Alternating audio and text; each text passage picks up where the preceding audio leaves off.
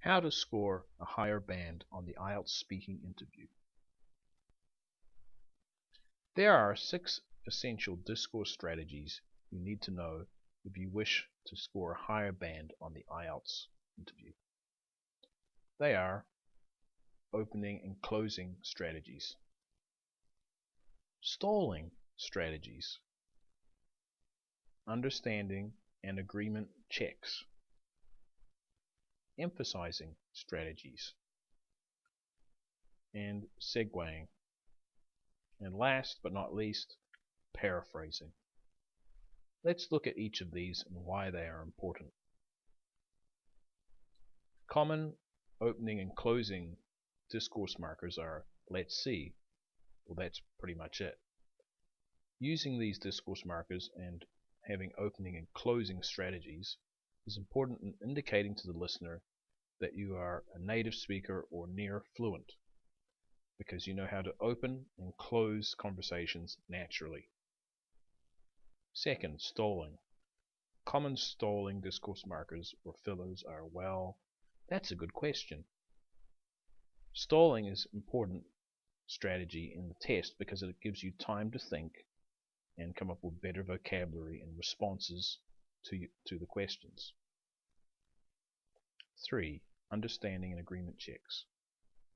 Common understanding and agreement checks are, right, you know, didn't it?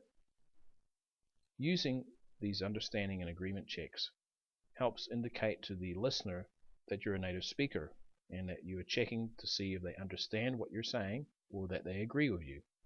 All native speakers do this naturally, whether the listener interacts or not with them. 4. Emphasizing. Common emphasizing discourse markers might be actually, for instance, really, really good. Native speakers know how to emphasize important ideas in their speech, or de-emphasize ideas, or re-emphasize them, so that the listener clearly understands what they are saying. 5. Segueing. Common discourse markers for segueing are, speaking of, it reminds me. The ability to move from one topic to another without the listener noticing is one of the most important abilities a speaker can have. Last but not least is paraphrasing. A common discourse marker for paraphrasing might be, how can I say this another way? Paraphrasing is another vital skill and strategy for the test. The ability to paraphrase for words that you have forgotten or words that you don't know currently in the language is an essential skill. Paraphrasing also allows you to add detail and material to vague answers. These 6 discourse strategies are essential to sounding like a native and giving the impression to any listener that you are near native or a native speaker. Let's see if you can spot the differences between someone who uses discourse markers and strategies and someone who doesn't. Here is a simple question. Do you like to go out to eat? Response A will be a native speaker who speaks without any discourse markers. Response B will be a native speaker who speaks using the above mentioned 6 discourse markers. Response A, not using discourse markers. I like to eat out. I like to eat out once or twice a week at a restaurant. Eating out can be enjoyable. You can experience new food. Eating out is expensive.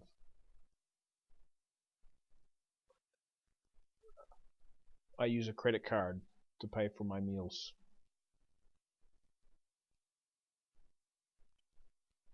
I don't like to eat out too much because it is expensive.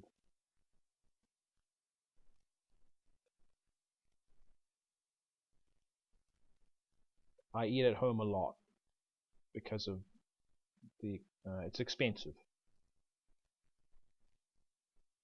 Response B, using discourse markers.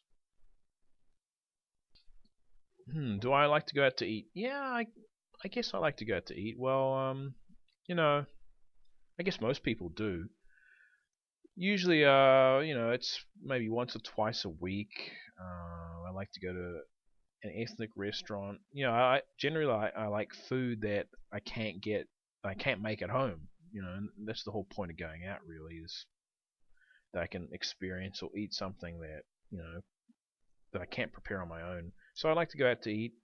Um, you know, I, Price is important for me. I don't like to spend too much on food. I'm sort of the person who, well, price and the quality of the food, but I have to pay too much. It's it's not satisfying in some ways. I like to get a good deal, and yet I like good quality food too. So yeah, generally, yeah, I like going out eating, and I don't like to do it too often because it's expensive. Yeah, what else can I say? I think that's about it. Yeah. As you can probably see now, not using discourse markers can be problematic during an interview or an exam. The first reason is that when you don't use discourse markers or strategies, you will most likely have long, awkward pauses between your ideas. The second reason is that if you don't use discourse markers, your brain will struggle to retrieve information.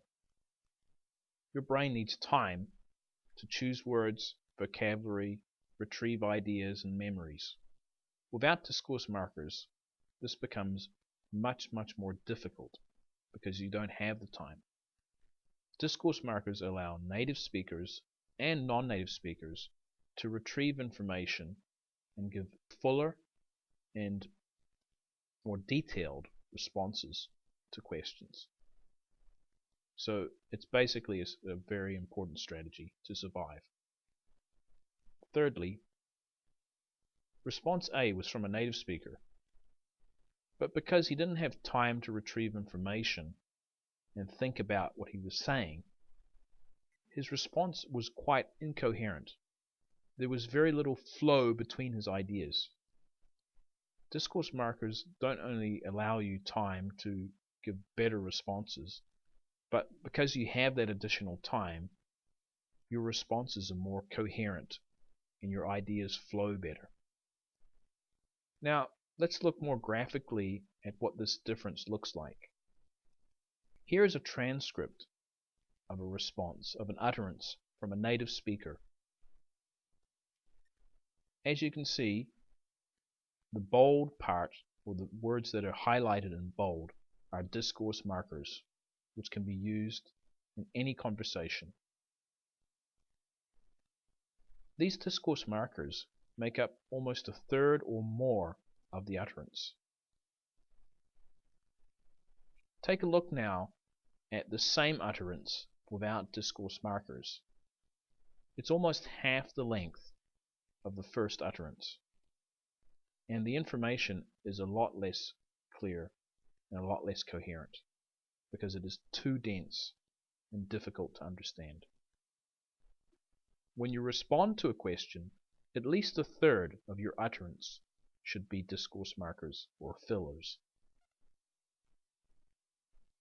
If it is not clear yet why you should use them, let's look more closely at the benefits of using discourse markers.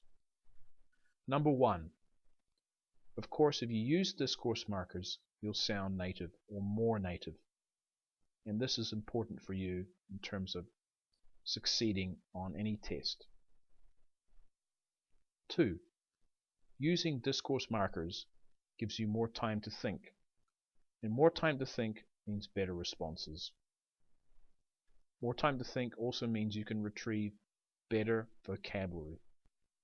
Next, not only will you have more time to think, and not only will you give better responses, but using discourse markers allows the listener to understand you better. Why is that?